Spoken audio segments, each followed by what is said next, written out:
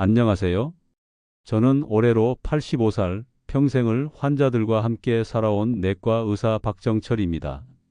제 명함에 적힌 경력은 60해가 넘지만 환자 한 분 한 분을 대하며 배운 삶의 지혜는 그보다도 훨씬 깊고 넓습니다.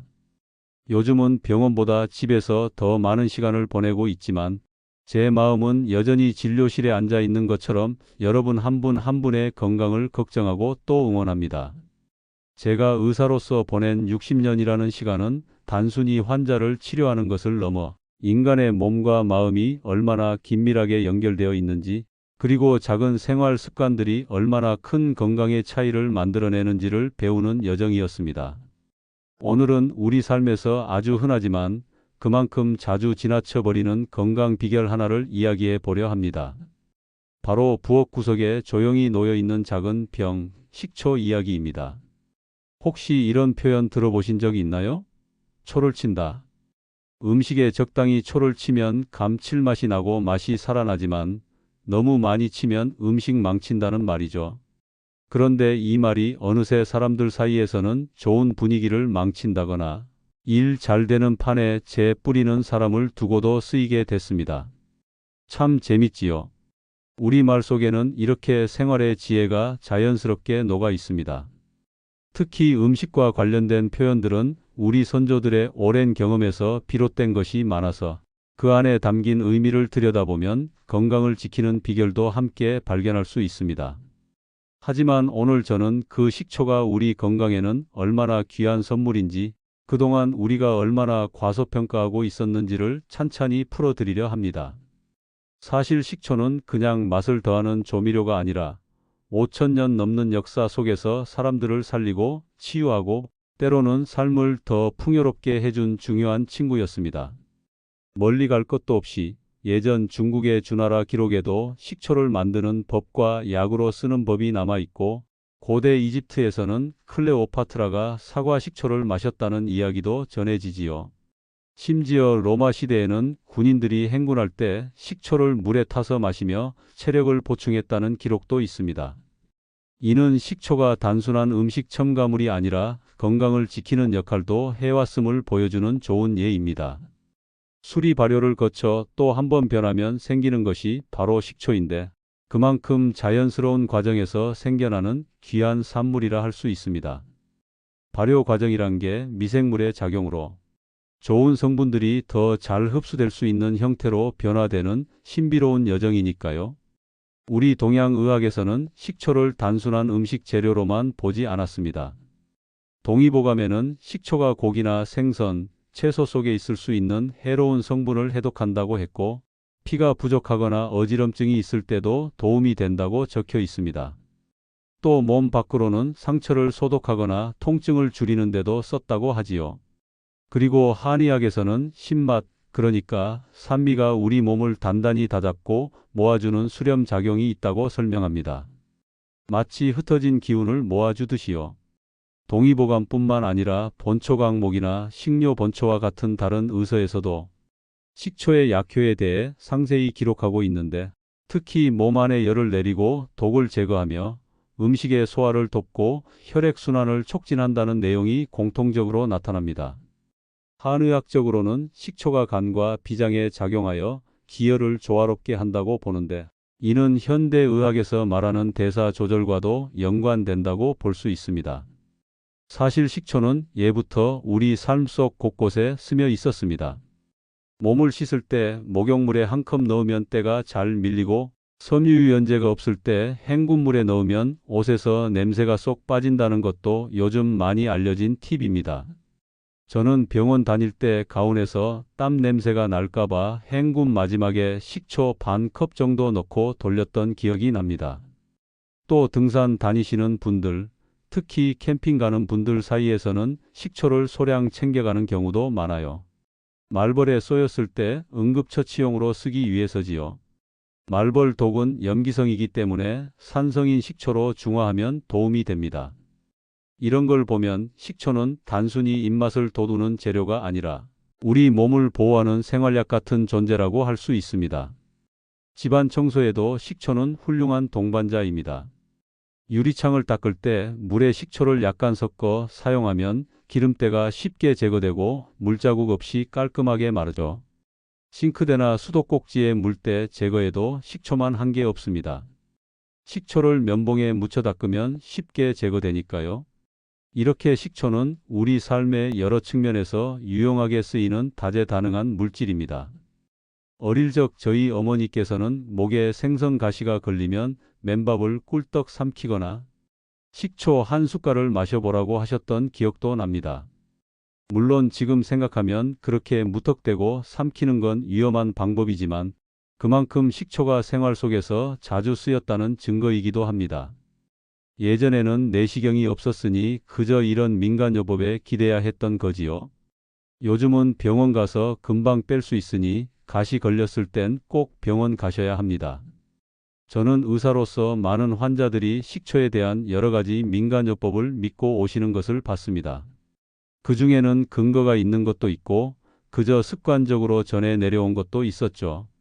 하지만 한 가지 분명한 것은 수천 년 동안 세계 각국에서 식초를 건강 증진을 위한 도구로 사용해 왔다는 점입니다. 이렇게 오랜 시간 동안 여러 문화권에서 공통적으로 인정받은 식품이라면 분명 우리 몸에 유익한 면이 있을 것입니다. 자, 이렇게 식초가 다양한 쓰임새로 우리 곁에 있었지만 정작 제대로 알고 챙겨 드시는 분은 많지 않은 것 같습니다. 오늘 제 이야기를 통해 식초가 가진 놀라운 건강 효과, 그리고 일상에서 어떻게 활용할 수 있는지를 차근차근 알려드릴게요. 제가 의사로 일하며 직접 경험한 이야기들, 그리고 의학적 연구를 통해 밝혀진 식초의 효능들을 함께 나누고 싶습니다. 물론 식초만으로 모든 건강 문제가 해결되는 것은 아니지만 일상에서 쉽게 실천할 수 있는 작은 변화를 통해 건강한 삶을 만들어가는 데 도움이 되길 바랍니다. 본격적인 이야기 들어가기 전에 잠깐, 여러분 혹시 구독과 좋아요는 누르셨나요? 이 영상이 마음에 드신다면 그 작은 손짓 하나가 저에게는 큰 힘이 됩니다. 앞으로도 계속 건강한 정보, 따뜻한 지혜를 전해드릴 수 있게 응원 부탁드립니다. 저는 85세의 나이에도 불구하고 이렇게 온라인으로 여러분과 소통하게 된 것이 참 기쁩니다.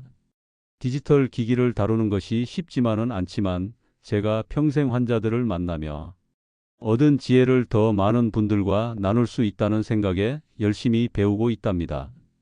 여러분의 따뜻한 응원이 저에게는 큰 원동력이 됩니다.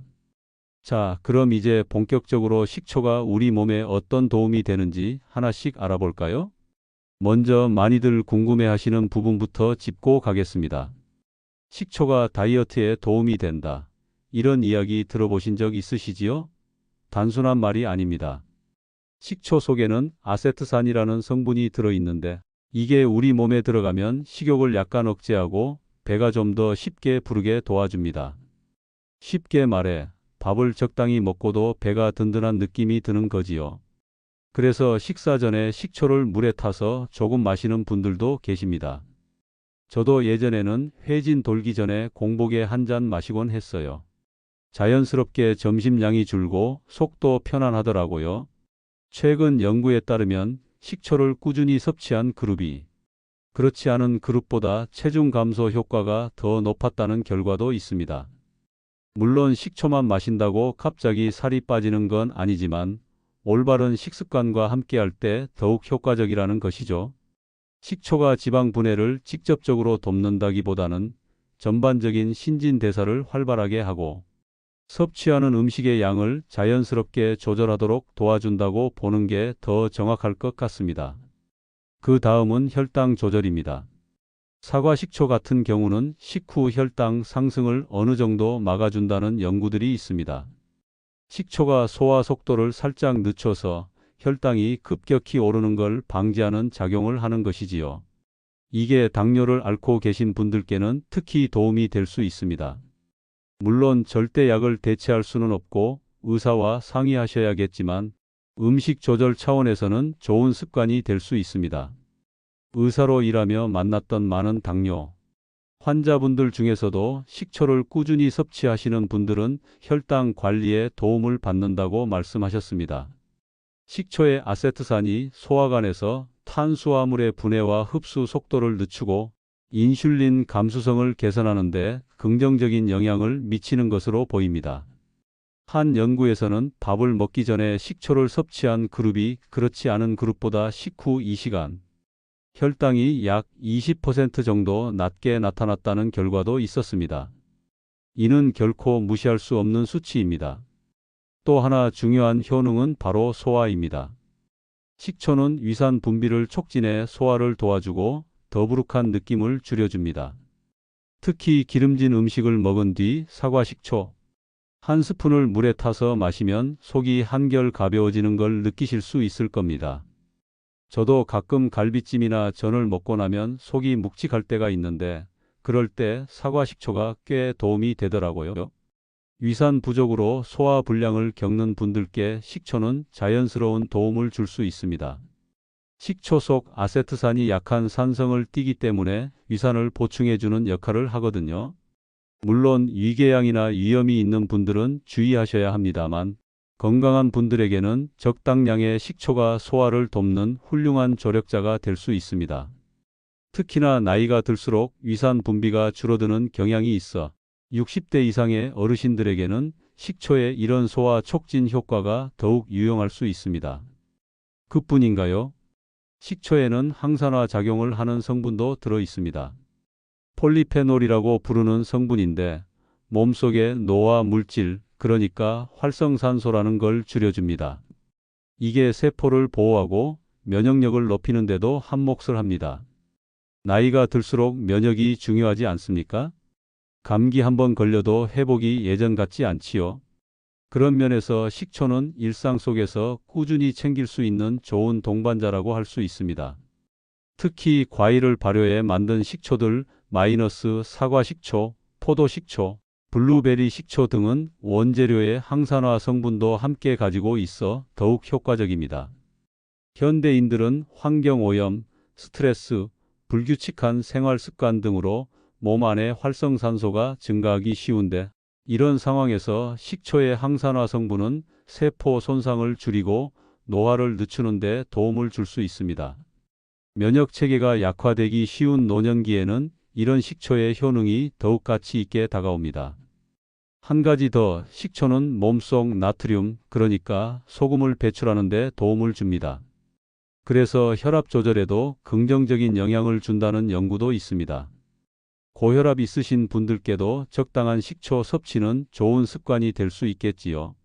식초의 아세트산이 신장에서 나트륨의 재흡수를 억제하는 작용을 한다는 연구 결과도 있습니다. 이는 곧 소변을 통해 더 많은 나트륨이 배출된다는 의미인데 체내 나트륨 농도가 낮아지면 자연스럽게 혈압도 안정될 수 있죠. 한국인의 식단은 전통적으로 짜게 먹는 경향이 있어 나트륨 과다 섭취로 인한 고혈압 위험이 높은데 이런 상황에서 식초의 나트륨 배출 촉진 효과는 특히 유용할 수 있습니다. 물론 식초만으로 고혈압을 치료할 수는 없지만 약물 치료와 함께 보조적으로 활용하면 좋은 효과를 기대할 수 있습니다. 또한 식초는 체내 칼슘 흡수를 도와준다는 연구 결과도 있습니다. 뼈 건강에 중요한 칼슘은 산성 환경에서 흡수가 더 잘 되는데 식초의 산성이 이를 돕는 것이죠. 특히 폐경 후 여성이나 노년층에게 흔한 골다공증 예방에도 도움이 될 수 있습니다. 제가 진료하던 시절 골다공증으로 고생하시는 환자분들께 칼슘제와 함께 식초를 물에 타서 드시라고 권해드렸는데 꾸준히 실천하신 분들은 골밀도 검사에서 더 좋은 결과를 보이는 경우가 많았습니다. 물론 이것만으로 골다공증이 치료되는 것은 아니지만 일상에서 쉽게 실천할 수 있는 좋은 습관이 될 수 있습니다. 그런데 여기서 주의하실 점도 있습니다. 식초는 아무리 몸에 좋아도 그냥 원액으로 드시면 안 됩니다. 산도가 강해서 치아나 위벽을 자극할 수 있거든요. 항상 물에 충분히 희석해서 드셔야 하고 가능하면 빨대를 사용하는 것도 좋은 방법입니다. 그리고 식초를 마신 직후에는 양치를 바로 하지 마시고 물로 입을 헹군 뒤 30분쯤 지나서 하시는 게 치아 건강에 더 좋습니다. 식초의 산이 치아 범랑질을 일시적으로 약화시킬 수 있기 때문에 바로 칫솔질을 하면 오히려 치아가 손상될 수 있거든요. 충분히 시간을 두고 양치를 하시는 것이 좋습니다. 또한 속쓰림이나 위장 질환이 있으신 분들은 더욱 주의하셔야 합니다. 위염이나 위궤양, 역류성 식도염 같은 질환이 있으시다면 식초 섭취 전에 반드시 의사와 상담하시는 것이 좋습니다. 때로는 좋은 음식도 개인의 건강 상태에 따라 제한해야 할 수 있으니까요. 섭취하는 양도 너무 많지 않게 시작하셔야 합니다.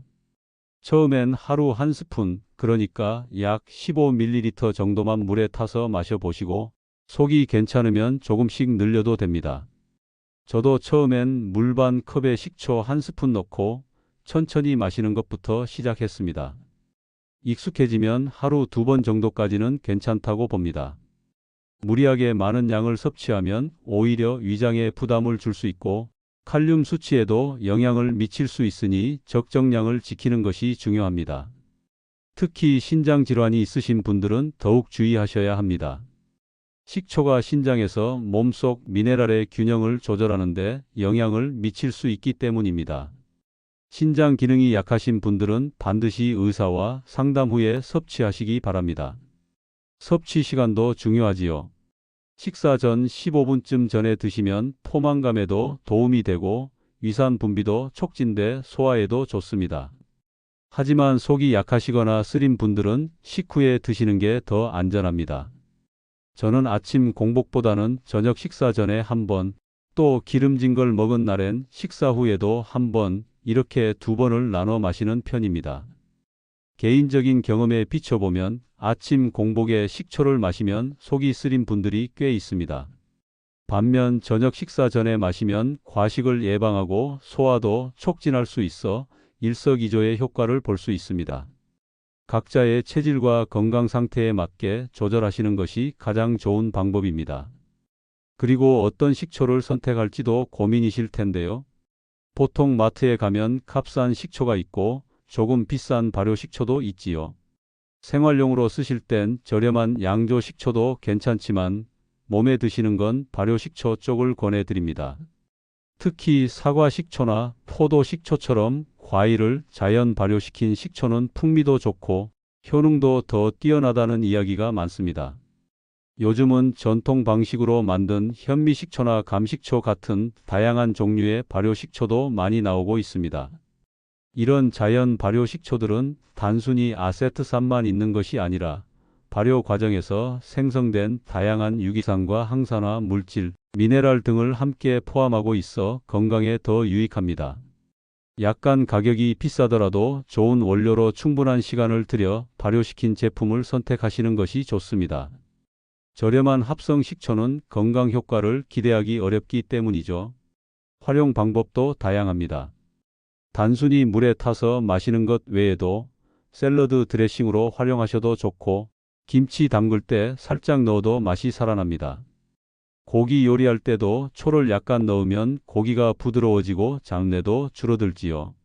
저희 집에서는 된장국 끓일 때 아주 약간 넣기도 합니다. 국물 맛이 시원해진다나요? 실제로 식초는 요리의 맛을 한층 끌어올리는 비밀 병기 같은 존재입니다.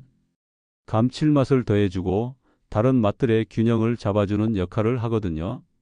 고기를 조리할 때 식초를 약간 넣으면 육질이 부드러워질 뿐 아니라 고기의 깊은 풍미를 끌어올려줍니다.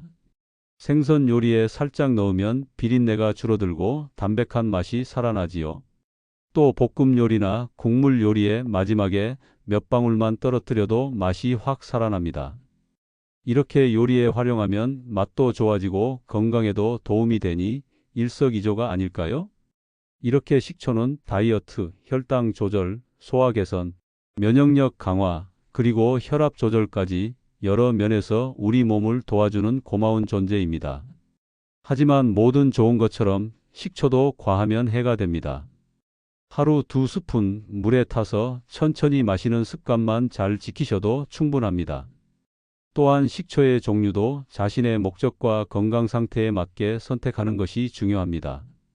당뇨가 있으신 분들은 사과 식초가, 관절염이 있으신 분들은 쌀이나 현미로 만든 식초가 더 도움이 될 수 있습니다.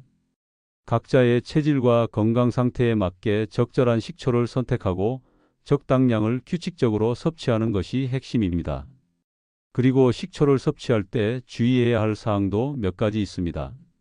앞서 말씀드렸듯이 위장 질환이 있으신 분들은 조심하셔야 하고 특정 약물을 복용 중이신 분들도 주의가 필요합니다. 특히 인슐린이나 혈당 조절제를 복용 중이신 분들은 식초가 혈당에 영향을 미칠 수 있으므로 의사와 상담 후 섭취하시는 것이 좋습니다.